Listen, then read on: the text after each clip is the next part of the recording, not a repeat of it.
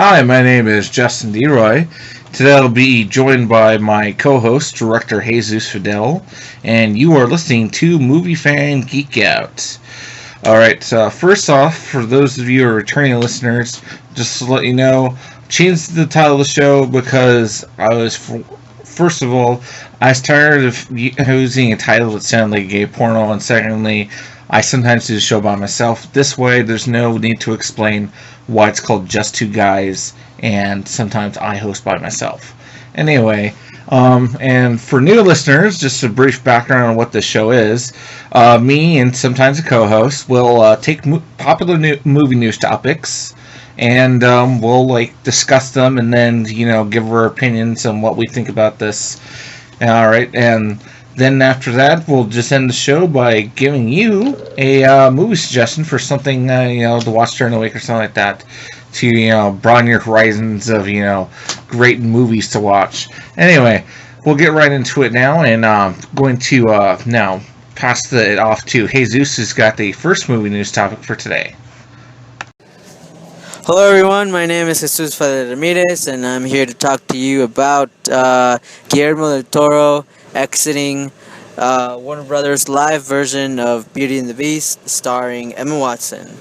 I guess Warner Brothers announced yesterday that today's Friday the 13th, June 2014. They announced yesterday, I guess, that that Guillermo del Toro is out of the picture.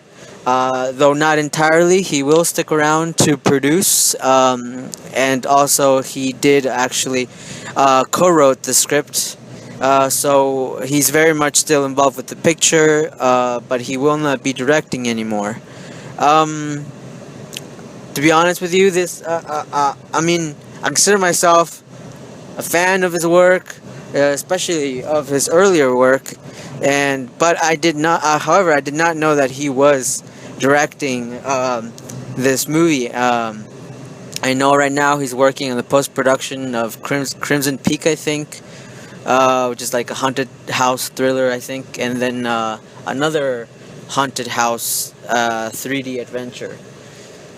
I did not know, like I said, that he was in line to direct Beauty and the Beast. I think it would have been kind of interesting to see him take on this story, as I think it's right up his alley. He's always done, like my friend Justin said, he's really good with like the whole creature movies and whatnot, and fantasy worlds. So it would have been nice to see what kind of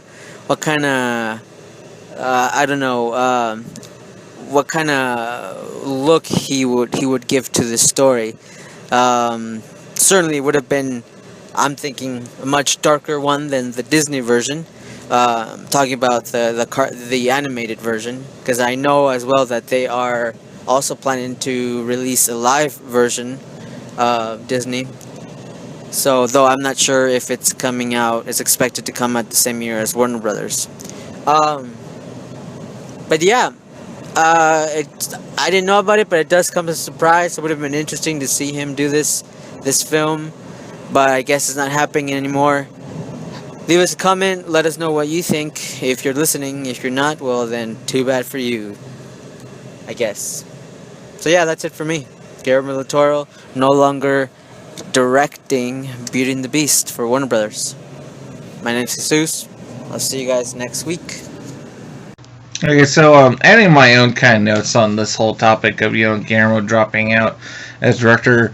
My first impression was that I was really kind of just bummed out because, as Jesus was talking about, they're doing another version with Disney and stuff like that, and I was feeling that it would just be pretty much, cut and dry, remake of the cartoon only into a live action, and that's great and all, but I was really kind of looking forward to, what kind of take Guillermo would do with this. Jesus mentioned that, one of the things I like about Guillermo is that he does a fantastic job with these fantasy worlds. Any of the movies he's done, in particular, you look at, Hellboy, Pan's Labyrinth is probably one of the better ones. Even though I didn't particularly like, most of the ending of it was just really kind of melancholy and sad for me. But he just the world he created in that movie was just really imaginative and fantastic. And I love what he does with these types of roles. And it starts feeling kind of a lot like what happened with The Hobbit. Because if you know anything about what happened in The Hobbit, it was originally supposed to be directed by him, but then the post production went on forever, and I think they're in post production for about 3 years, and it just got to the point it was taking up too much of his time, and he needed to start on other projects he already had set in motion. So he ended up dropping out of that project. But this then brings up the whole notion that everyone's thinking, well, if he's dropping out of this because of schedule conflict, which is what I've been hearing is the problem, maybe this has to do with him doing Pacific Rim 2, and I would absolutely love to see him do a sequel to that, or even possibly, and less likely, a Hellboy 3. But for whatever reason, it's really kind of a bummer that he's gone from this project. But we'll get something else with him. I know he's got a ton of stuff in the works right now, so it's not like we're not going to see anything else from him just because he's dropped out of this. But go ahead and move on now to my movie topic for today. Actually comes out of Phoenix Comic-Con, which I got to attend last week. And one of the big headliner guests there was Bruce Campbell. And for those of you who fan of his work, I'm sure you all know he was the star of the original Evil Dead trilogy. There's 1, 2, and Army of Darkness. One of my favorite cult classic horror film franchises ever. And there's been this rumor that actually sometime just after they had done the Evil Dead remake, that Sam Raimi and Bruce Campbell were working together to try and do an Evil Dead 4 or Army of Darkness 2. Now, the only thing though about this is that how this story came about originally, at least when I remember originally hearing about it, it came out of I think it was a different Comic-Con in Dallas, and somebody had asked him about the project, and he said, "Oh yeah, I totally would do the Army of Darkness too. It'd be great to see Ash, fighting Deadites with a walker." And so like that. And to me, even though everyone seemed to go off with the story and think oh, he's confirming it, he's totally going to do the Army of Darkness too. Honestly, the comment from what I read it sounded super sarcastic to begin with, and I didn't think it seemed something to be taken seriously. But then supposedly Sam Raimi had even come out and said that he would love to start working on trying to do this project. And I can't know what the sources were on this and who said he made a statement, but I kind of feel like, again, it might have just been he's being a little sarcastic. I was like, oh yeah, I'd love to do this project, but that's if someone pays me the money to do it. But anyway, back to the movie news though. The new news on this topic was I was at the Phoenix Comic-Con again, and someone once again had asked Bruce Campbell while he was at the con about doing the Evil Dead 4. And then he brought up this whole notion about how the first Evil Dead made such and such money and made them a decent profits.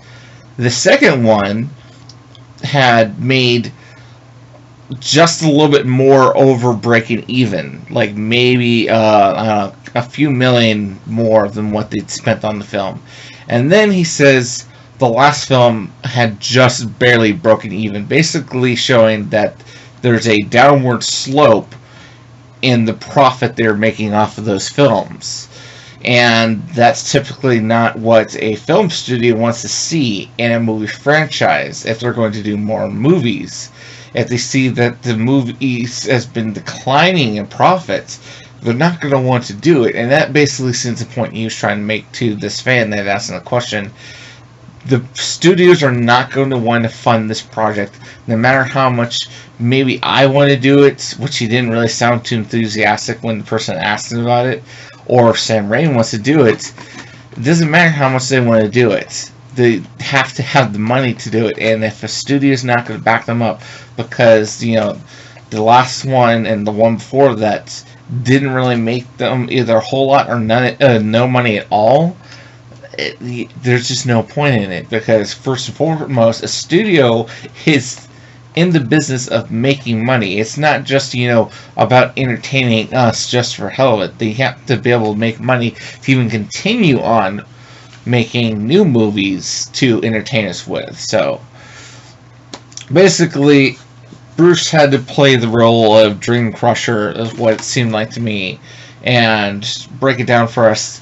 Sorry, this is probably not ever going to happen, no matter how much you want it. And, despite the fact, I don't think, I didn't see really all that it's, encouraged that they're going to really do it. I would have loved to see it to do it. Like I said, Evil Dead trilogy was one of my favorite, horror, cult classics. I remember the Army of Darkness, I watched as a child, and, I loved it. It was hilarious to me. I don't know exactly how old I would say. It's a range of maybe 6 or 7. But, I love that franchise, but, I understand now. They have to be able to make money off it. If they don't think they are, then it makes sense to me that they're going to pass it up. So, that will end our movie news segment for today, but now I'll give you movie recommendations me and Jesus have for today. My movie recommendation is Edge of Tomorrow, which actually is in theaters now, so you can actually go out and see that on the big screen right now.